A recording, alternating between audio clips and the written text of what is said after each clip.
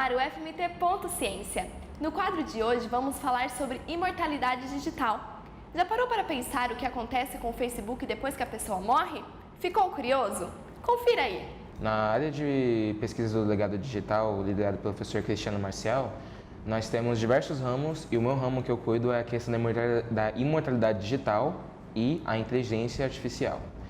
Isso é que aos poucos estamos começando a entrar em uma era que cada vez mais estamos ficando conscientes em relação aos dados que nós estamos deixando em nossos celulares, computadores, notebooks e etc. E isso, por consequência, é uma extensão de nós, da nossa existência, da nossa passagem, são registros que, querendo ou não, nós deixamos.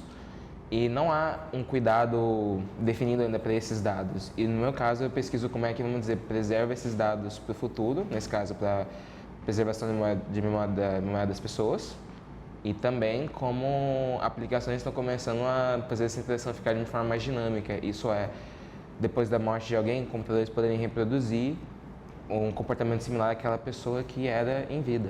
O que levou a pesquisa desse tema foi um pouco de curiosidade, tanto quanto a questão da IA, da inteligência artificial,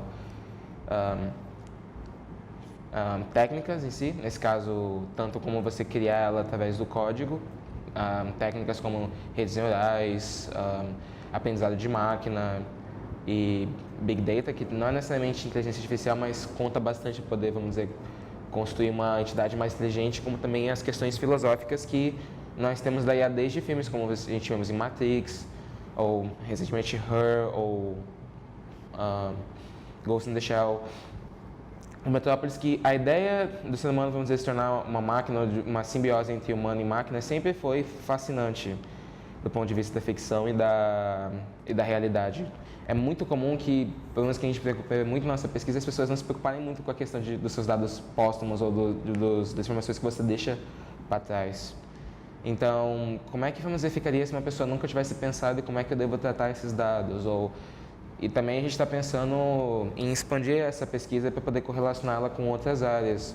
Nesse caso, como também desde a história, como em poder ver como, por exemplo, como é que isso iria afetar, se seria possível você poder pegar os livros e registros de uma personalidade famosa e você poder estudá-las no futuro, ou você poder, por exemplo, coletar registros históricos o suficiente para historiadores no futuro poderem estudar melhor como é que, vamos dizer, eram as pessoas de uma época X ou de uma época Y, que é uma coisa que você não vê muito em livros de história, apesar de ter uma ideia geral do sentimento da população.